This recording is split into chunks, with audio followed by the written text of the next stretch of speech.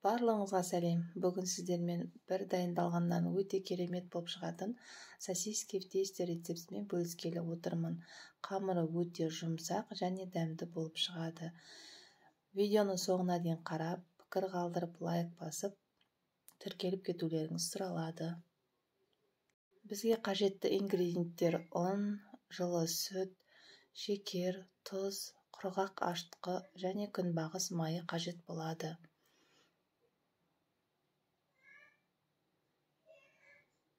Алдымен ыдысқа сүтті құямыз, тұз саламыз, шекер саламыз және осылардың барлығын жақсылап араластырып аламыз. Одан соң күнбағыс майын құйып, одан кейін құрғақ ашытқыны салып, тағы да жақсылап араластырамыз. Шамамен 2 минуттай араластырамыз. Одан соң ұнымызды аз-аздан сала отырып, жұмсақ қамырды илейміз. Осылай бөліп салған жақсы, сонда қамырымыз тез көтеріледі. Міне бізде осындай қамыр дайын болды.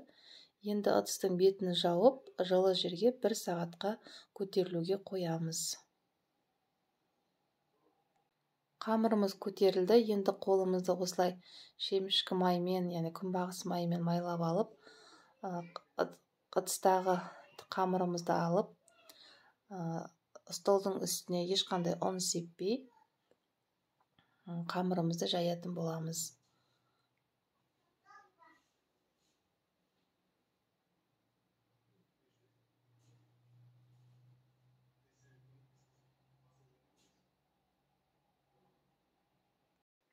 Енді жайылған қамырды осылай пышақпен жіңішкелеп кесетін боламыз. Негізі өзінің арнайы құралы болу керек еді. Енді аяқ астынан таппай қалып жатырмын. Сондықтан осылай кесуге тура келіп жатыр. Осылай видеодағыдай кессеңіздер болады. Енді әрбір кесілген бөлікті алып, ортасына сосискиді салып орайтын боламыз. Менде сосиски үлкендеу болғандықтан ортасынан бөлдім. Осылай видеодағыдай орасаңыздар болады.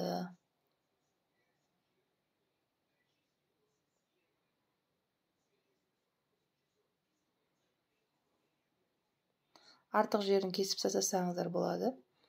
Міне осындай болып шығады.